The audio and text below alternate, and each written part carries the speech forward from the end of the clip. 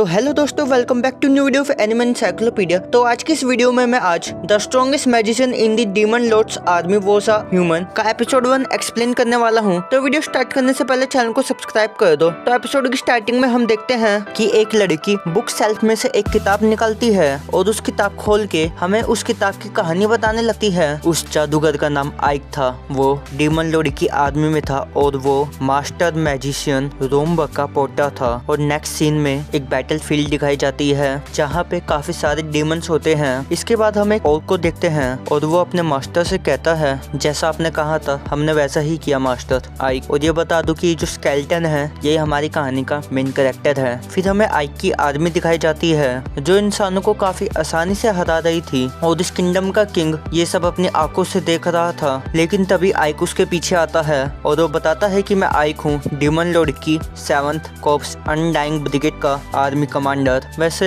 अब तुम सिर्फ 3 ही काम कर सकते हो। पहला, हार मानकर अपना किंगडम मुझे सौंप दो। दूसरा, एक सच्चे मर्द की तरह खुद मर जाओ। या तीसरा, यहाँ से भाग जाओ। लेकिन आइक की बात ना मानते हुए वो राजा आइक के ऊपर हमला कर देता है। तो आइक अपने मैजिक से उस राजा को वहीं हरा देता है और इसके बाद वो ऑर्क से कहता है, जिन सोल्जर्स ने सरेंडर कर दिया है तुम उनको हील कर दो और साथ ही इस राजा के भी। और आइक को ये सब करते हुए एक लड़की अपने मैजिक बॉल में से देख रही होती है और वो आइक को देखकर कहती है, इसने एक हफ्ते में ही इस किंगडम पे पूरी तरह कब्जा कर लिया। सच में इसके अंदर बहुत ही ज्यादा टैलेंट है। वहीं आइक अब खिड़की से बाहर देखता है, चारों तरफ बस तबाही दिखती है उसे और ये बैटल अब खत्म हो गई। आइक कहता है कि झूठ होगा अगर मैं ये बोलूं कि मुझे इतने लोगों को दर्द देखकर अफसोस नहीं हो रहा, क्योंकि आखिर में मैं भी एक इंसान हूँ, कोई डीमन नहीं। मेरे टीचर रोमबक एक ग्रेट मैजिशियन थे, उन्हें इस दुनिया की हर एक चीज का ज्ञान था और उस एडवांस सिविलाइजेशन का भी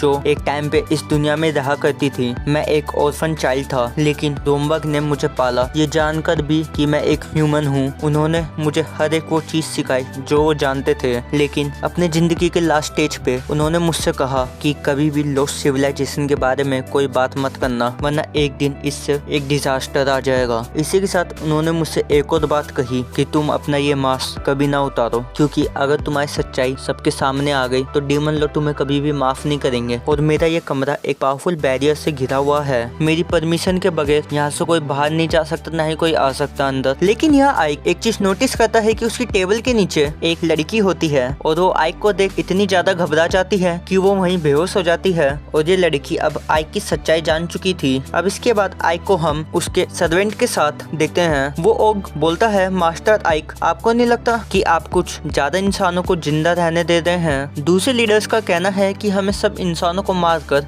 सब कुछ जला देना चाहिए। आइक कहता है कि अगर हम इन इंसानों को मार देंगे तो फिर टैक्स कौन चुकाएगा? आइक ये कह ही रहा था तभी उसके पास कुछ इंसान आते हैं उससे कुछ कहने के लिए। उनमें से एक बुड्ढा बोलता है कि हमें डीमन लॉर्ड की आर्मी को कितना टैक्स देना होगा। आइक बताता है कि उतना जितना तुम हमेशा से देते आए हो, लेकिन अगर किसी ने भी डीमन लॉर्ड की आर्मी की बात नहीं मानी तो उन्हें इसकी सजा मिलेगी। उसकी ये बात सुन वो विलेजर्स थोड़ा घबरा जाते हैं, लेकिन आइक वहाँ से गायब हो जाता है। और जैसे ही वो दूसरी जगह पहुँचता है तो तभी उसके ऊपर एक खतरनाक डीमन हमला करने लगता है और आइक को समन किया है इस लड़की ने, जिसको हमने थोड़े समय पहले ही देखा था। और अब यहाँ ये डीमन कुछ ज्यादा ही पावरफुल होता है, लेकिन आइक अपने एक ही हमले से उस डीमन को खत्म कर देता है। जो देख वो लड़की कहती है, ये गोलम काफी ज्यादा ही ताकतवर था लेकिन तुमने उसे इजीली हरा दिया। और इस लड़की का नाम है डीमन कॉर्प्स कमांडर की 7th कमांडर सेफिरो। आइक्स बताता है कि ये मेरी सुपीरियर है और इकलौती ऐसी डीमन जो मेरा सीक्रेट जानती है। आइक उससे कहता है कि आखिर तुम मुझे हमेशा इस तरीके से समन क्यों कर लेती हो? वो कहती है क्योंकि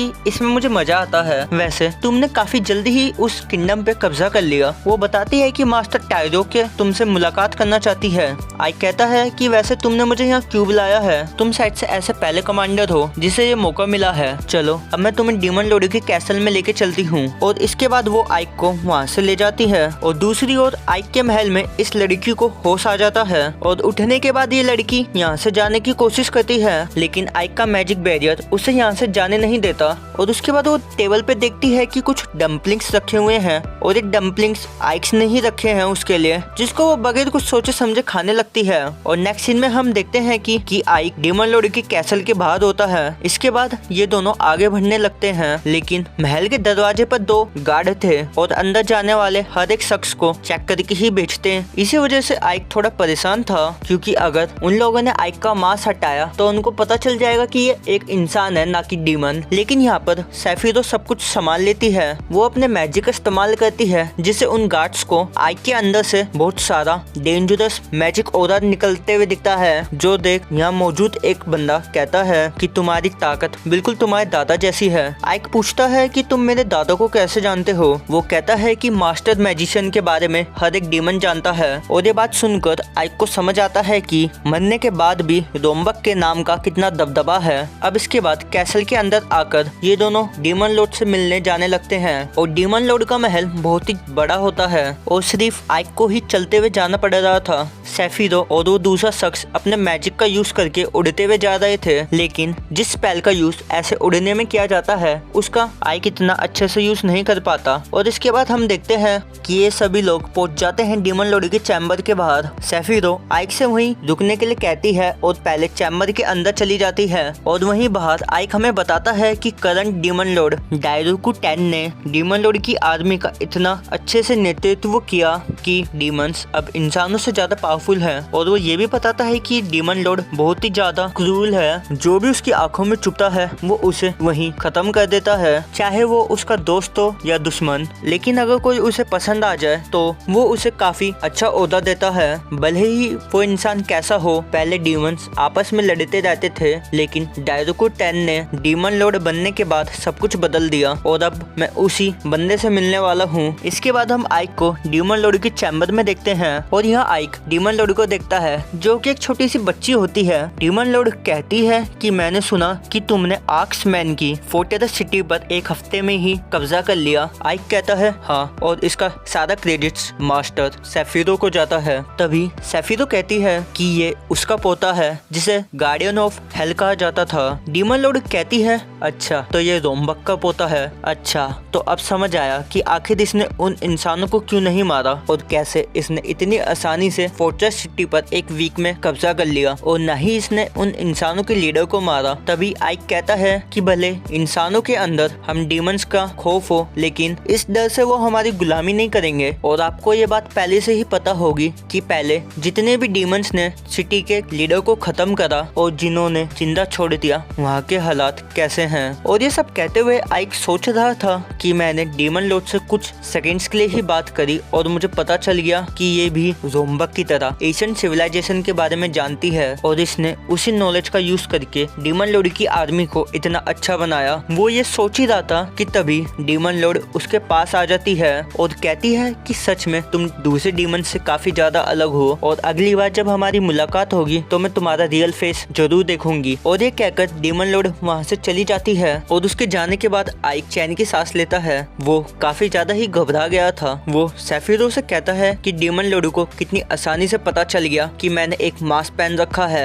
सेफिरो कहती है कि तुम्हें तो इस बात से खुश होना चाहिए कि डीमन लॉर्ड को तुम्हारी रियल आइडेंटिटी का पता नहीं चला और इसके अलावा उन्होंने तुम्हें एक गिफ्ट भी दिया है। आइक कहता है कि लेकिन मुझे तोहफा सजा ज्यादा लग रही है। इसके बाद आइक अपने महल में आता है और यहाँ आने के बाद वो उसी लड़की को देखता है जो मस्त आराम से सो रही थी। तो आइक उसे जगाता है। आइक को देखकर वो लड़की बहुत घबरा जाती है और वो कहती है कि प्लीज आप मुझे मारेगा मत, आप जो कहोगे मैं वो करूंगी। आइक कहता है कि मैं तुम्हें नहीं मारूंगा, वैसे तुम्हारा नाम क्या है। वो कहती है कि मेरा नाम 13 है और इसका ऐसा अजीब नाम इसलिए है क्योंकि ये एक स्लेव है और स्लेव्स को अक्सर नंबर से नाम दिए जाते हैं। और वो बताती है कि लेकिन मेरी माँ मुझे सैटी नाम से बुलाती थी। आइक कहता है चलो जो भी है तुम्हारा नाम, लेकिन जब तुम जान चुकी हो कि मैं एक इंसान हूँ तो इसलिए मैं तुम्हें जाने नहीं दे सकता अब। और ये बात सुन वो लड़की घबरा कर आइक के ऊपर ही चढ़े जाती है। तो आइक उससे कहता है कि आज से तुम मेरी मेड हो। और ये बात सुनकर वो लड़की खुश होकर आइक के गले लग जाती है। अब अगले दिन हम टाउन में आइक और उसकी आर्मी को देखते हैं और आज से आइक इवेलियस का रूलर है। और इसी गिफ्ट के बारे में कल सेफिरो ने आइक से कहा था। और इवेलियस साउथ की तरफ काफी ज्यादा दूर है और ये बैटल फील्ड के फ्रंट लाइन पर भी है। ये एक छोटा सा टाउन है लेकिन हमारी आर्मी के लिए काफी ज्यादा क्रिटिकल। सेफिरो बताती है कि तुम्हारा काम उस टाउन को प्रोटेक्ट करना और वहाँ से डबल टैक्स रेवेन्यू कलेक्ट करना है और ये काम आइक के लिए बहुत ही मुश्किल होने वाला है। बैटल के टाइम पे एक छोटे से टाउन से डबल टैक्स रेवेन्यू कलेक्ट करना। और आइक कहता है कि ये टाउन फ्रंट लाइन पर है जिस वजह से इंसान हम पे कभी भी हमला कर सकते हैं। वैसे इस टाउन को डिस्ट्रॉय किया है सेफिरो ने और प्रेजेंट में आइक इस ओग से कहता है दीवारों को रिपेयर होने में कितना वक्त लगेगा। वो बताता है 6 मंथ लगेंगे। आई कहता है कि ये एक काफी लंबा वक्त है और इसी वजह से हमें इन वॉल्स को जल्द से जल्द बिल्ड करना होगा, वरना हमले के दौरान हम जरा भी टिक नहीं पाएंगे। इसलिए आइक कहता है कि हम ये सब 1 महीने में करेंगे। और कहता है लेकिन ऐसा कर पाना इम्पॉसिबल है। आइक कहता है कि अगर इंसान और डीमन एक साथ काम करे तो तब ऐसा पॉसिबल है। और इसके बाद डीमंस और इंसान एक साथ काम करने लगते हैं, जो देख और कहता है मैंने आज से पहले ऐसी चीज कभी नहीं देखी। मास्टर आइक मुझे हमेशा इसी तरीके से चौंका देते हैं। उन्होंने हर एक चीज को इतनी अच्छे से मैनेज किया है कि मैं क्या बताऊं। ये आदमी एक जीनियस है। और काम के दौरान कई बार आइक काम में मदद भी करता है, जैसे वो बड़े बड़े पत्थरों को अपने मैजिक से चकनाचूर कर देता है। और ये देखकर वो और कहता है कि मास्टर आइक जरूर से अगले डीमन लॉर्ड बनेंगे, मैं इनकी हमेशा सेवा करूंगा। और इसी के साथ पहला एपिसोड खत्म हो जाता है। तो मैं इस चैनल पे इस सीरीज को पूरा एक्सप्लेन करने वाला हूँ और इसका अगला एपिसोड देखने के लिए चैनल को सब्सक्राइब कर दो। तब तक के लिए सायोनारा।